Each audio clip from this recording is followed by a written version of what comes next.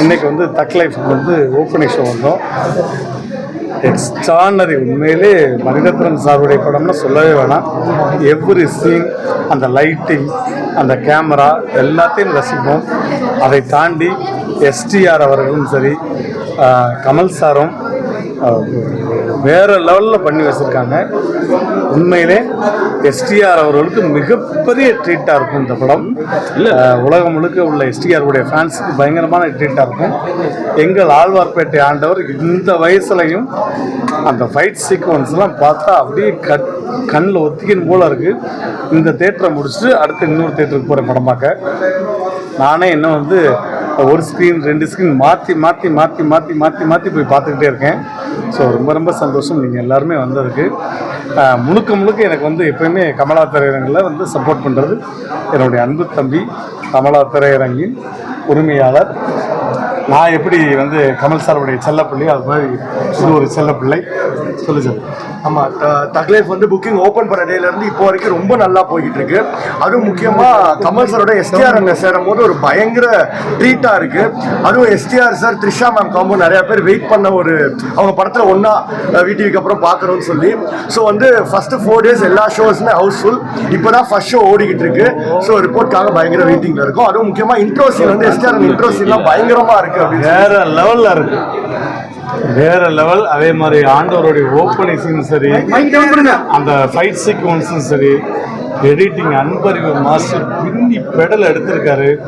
இந்த படமே எப்படின்னா, இப்போ அடுத்த அன்பறிவு மாஸ்டருடைய டைரக்ஷனில் எங்கள் ஆண்டவர் வந்து அடுத்து எப்படி வந்து அடுத்த அவதாரம் எப்படி இருக்குன்றது எடிட்டிங் முழுக்க முழுக்க வந்து மணிரத்னம் சாருக்கு வந்து பெரிய கிரெடிட்டு.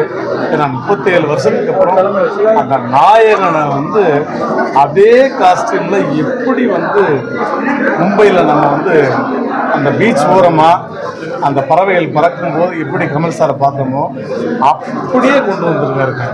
அது பெரிய ட்ரீட் தான் எல்லாருக்குமே. ஸோ கண்டிப்பாக ஓவரால் எல்லா ஆடியன்ஸுமே என்ஜாய் பண்ணுவீங்க. டெஃபினட்டாக super super hit, mass hit தான். எஸ்டிஆர் நல்லா நடிச்சிருக்காருங்க இந்த மூவியில். ஈக்குவலாக வந்து கமல் மாதிரி ஈக்குவலாக ஸ்பேஸ் கொடுத்துருக்காங்க. ரொம்ப நல்லா ஃபைட்டு அதெல்லாம் ரொம்ப நல்லா எக்ஸலண்ட்டாக இருக்குது. எஸ்டிஆர் வந்து லைக் இவ்வளோ ஸ்பேஸ் வந்து கமல் கொடுத்ததுலே ரொம்ப பெரிய விஷயம். இந்த மூவி வந்து ஃபைட்லாம் வந்து எக்ஸ்ட்ராடினரி, ரொம்ப பயங்கரமாக இருக்குது. லவ் அதெல்லாம் இல்லை. மியூசிக் வந்து பேக்ரவுண்ட் மியூசிக் இன்னும் கொஞ்சம் நல்லா கொடுத்துருக்கலாம். அப்பார்ட் ஃப்ரம் தட் மிச்சம் எல்லாமே வந்து கொஞ்சம் நல்லா இருக்கு. சாங்ஸ் வந்து நிறைய சாங்ஸ் இல்லைங்க, அதில் இல்லை நிறைய சாங்ஸு. பட் ஸ்டில் நம்ம ஆடியோவில் தான் நிறைய சாங்ஸ் பார்த்துருக்கோம், இதில் நிறைய சாங்ஸ் இல்லை. இருந்தாலும் இந்த மூவி வந்து வெறும் ஃபைட்டு அந்த மாதிரி த்ரோட்டில் போகுது. ரொம்ப நல்லா எடுத்திருக்காங்க. படம் கொஞ்சம் பெட்டராக பண்ணியிருந்துருக்கலாமோ அப்படின்னு தான் தோணுச்சு. பட் ஏன்னா நிறைய மிஸ்ஸிங்காக இருக்குது படத்தில். நிறைய எக்ஸ்பெக்டேஷன்ஸோடு வந்தோம், மணிரத்னம் கமலோட காம்போ நாயகன் மாதிரி இருக்கும் அப்படின்னு. பட் அது கொஞ்சம் டிசப்பாயின்மெண்ட்டாக இருக்குது. பயங்கரமாக இருந்துச்சு, இன்ட்ரெஸ்டிங்காக போயிட்டு இருந்துச்சு. எஸ்டிஆரோட ஆக்ஷன் ஆசம். நோ அப்படி கிடையாது, பட் நல்லா இருந்துச்சு. பாருங்க, இன்ட்ரெஸ்டிங்காக இருந்துச்சு. படம் பார்க்கும்போது 2 பேருக்குமே வந்து பேரா நல்லா இருந்தாங்க. எஸ்டிஆர் வந்து ஸ்டார்டிங்கில் ஹீரோயிசமாக பயங்கரமாக காமிச்சிருக்காங்க. ஆனால் செகண்ட் ஹாஃபில் அப்படியே அவரை கொஞ்சம் டம்மி பண்ண மாதிரி ஒரு ஃபீல் இருந்துச்சு. கிளைமேக்ஸில் மட்டும்தான் நீங்கள் ஒரு ஹீரோஸ் வந்து யாரோ தட்டி எழுப்பின மாதிரி தான் ஒரு ஃபீல் வந்து ஒரு ஃபைட் ஆரம்பிச்சு வந்து ஒரு மிக்ஸ்டு எமோஷன்ஸ் மாதிரி தான் இருக்குது. பட் பெட்டராக பண்ணியிருந்துருக்கலாம் அவர் எஸ்டிஆரை வச்சு. தூக்கி வளர்த்து மாறின தூக்கி வளர்த்து சுட்டு கொண்டாரு பார்த்தீங்களா, அதெல்லாம் தடுக்கிறதுல ரொம்ப கஷ்டமா இருக்கு. ஏன்னா அது போல எதிராளிகள் இருக்கக்கூடாது. உன் நண்பரை யாரும் நம்பாத, எந்த ஒரு இது வந்தா தனியா சிந்திச்சு செயல்படு. அதுதான் இந்த படத்துல சொல்றாங்க அவங்க. ஏஆர் ரகுமான் ரொம்ப நம்மள டிசப்பாயிண்ட் பண்ணிட்டாருன்னு ஏஆர் ரகுமான். ஏன்னா அவர் மியூசிக்கை போடல படத்துல. அவர் மியூசிக் போட்டு இருந்தா ஏங்க வந்ததே ஒரு பாட்டு தாங்க, 10 பாட்டு எங்கேயும் காணா. ஏன்னா ஒரு பாட்டு நல்லா வேலை. ஃபர்ஸ்ட் ஹாஃப் சூப்பராக போகுது, செகண்ட் ஹாஃப் கொஞ்சம் ஸ்லோ தான், லேக் ஆகுது. பட் வந்து இது வந்து எப்படி சொல்றது, ஆண்டவர் படம் மாதிரியும் இல்லை, எஸ்டிஆர் படம் மாதிரி இல்லை. கொஞ்சம் 2 மணிரத்னம் மணிரத்னம் படம் மாதிரி இல்லை ஆனால் பழைய பேஸ் இல்லை, கொஞ்சம் மிக்சப்பில் தான் இருக்குது. படம் வந்து பார்த்தீங்கன்னா ஒன் டைம் நம்ம வாட்ச் பண்ணலாம், அவ்வளோதான். மற்றபடி வந்து பார்த்தீங்கன்னா வந்து ஏஆர் ரஹ்மானோட மியூசிக் சூப்பராக இருக்குது, அவரோட பேக்ரவுண்ட் ஸ்கோர் எல்லாமே சூப்பராக இருக்குது. ஏங்க அந்த பாட்டு தாங்க சின்மை தான், ஆனால் பட் ரெண்டு பேருமே இல்லையாங்க, சின்மை இல்லை தீயும் இல்லை, எவனுமே இல்லைங்க.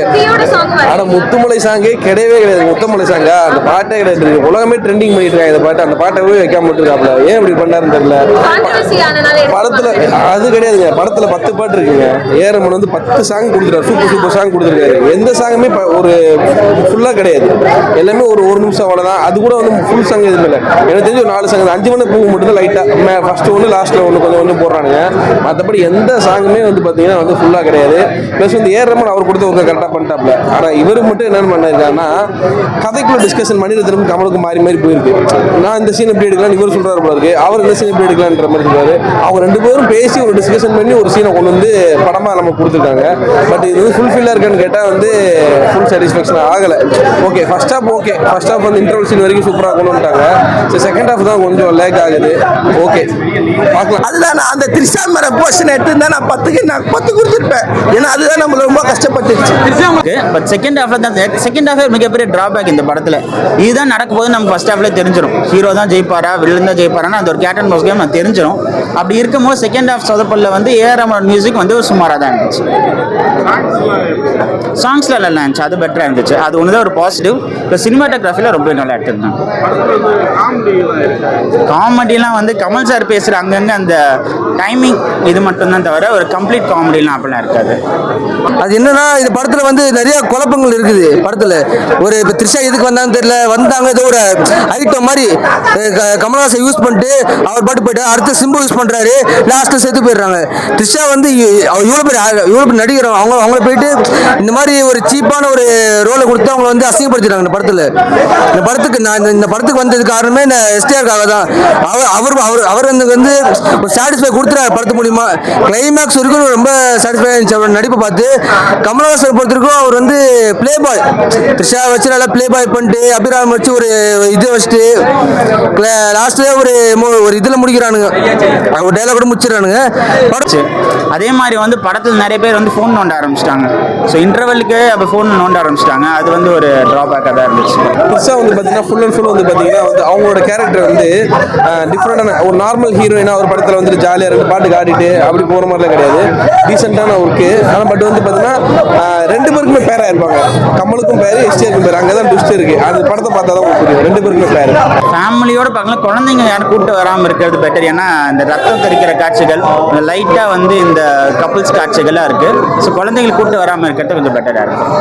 எனக்கு பொறுத்தவரைக்கும் இன்னும் ஒரு 4 பார்த்தா வந்திருக்கும். ஆனால் 9 பாட்டு எப்படி சொல்றாங்க தெரியல எனக்கு. ஆனால் விண்வெளி நாயகன் வந்து நடுவில் ஒரு என்ன சீன்ல போட்டுருக்கலாம், ஏன் தேவையில்லாம லாஸ்ட் முடிவாக போடுறாங்க விண்வெளி நாயகன். எனக்கு அது ஒரு மாதிரி சாட்டிஸ்ஃபை. ஆனால் பாட்டு வந்து ரொம்ப அருமையாக இருந்துச்சு. விண்வெளி நீங்கள் கேட்டீங்களா, விண்வெளி நாயகன் ஒரு ஸ்ருதிஹாசன் பாடுற பாட்டு. அந்த பாட்டு நீங்க இன்டர்வலுக்கு அப்போ இன்டர்வலுக்கு அதுக்கப்புறம் அந்த பாட்டு போடலாம் இருக்கும். லாஸ்ட்ல போட்டு எனக்கு படத்தையே வேஸ்ட் ஆகிட்டானுங்க. ஆனா கமல் சார் 3 வாட்டி சுட்டாங்க, அவரு சாவல. எஸ்ஆர் ஒரே வாட்டி சுட்டு சாவச்சாங்க. அவர் செத்ததுனால எனக்கு மனசு கஷ்டமா இருக்கு. ஃபர்ஸ்ட் ஹாஃப் நல்லா இருந்ததா செகண்ட் ஹாஃப் நல்லா இருந்தது? 2 அப்போ பொறுமையா தான் போச்சு, பரபரனே போல, எதிர்பார்த்த அளவுக்கு இல்ல. அதுதான் நான் இப்ப சொல்ல வரேன். என்ன எதிர்பார்த்து வந்தீங்க? 35 வருஷம் நாயகன், அந்த நாயகன் படத்தை பார்த்து ரெப்ளிகேட் பண்ற மாதிரி இல்ல. ஏன்னா அதுல சொல்லுவாங்க மேரே பாபா மர்கயா, அந்த சீனுக்கு பதில பார்க்கலாம். அது போல இதுல ஒரு சீன் இல்ல. அதான் எனக்கு ரொம்ப கஷ்டமா இருக்கு. ஃபேமிலியோட பார்க்கலாம். இன்னும் ஒன்று சில 18 சீனுங்க வருது. இது த்ரிஷா மாதிரி சீன்ல காமிச்சிருக்கானுங்க. அது வந்து குழந்தைங்களுக்கு பார்க்கக்கூடாது. ஆனால் இந்த ஜென்ரேஷன் இப்போ ஒரு படம் பார்த்தா டக்குன்னு அவங்க மனசை பதிஞ்சிட்டு, அதனால இந்த மாதிரி படங்கள் பார்க்கலாம். ஆனால் என்ன ஒன்று ஃபேமிலியோட பார்க்கணும்னு சொன்னால் எனக்கு சாட்டிஸ்ஃபை இல்லை, பார்க்கக்கூடாது. அவ்வளோதான்.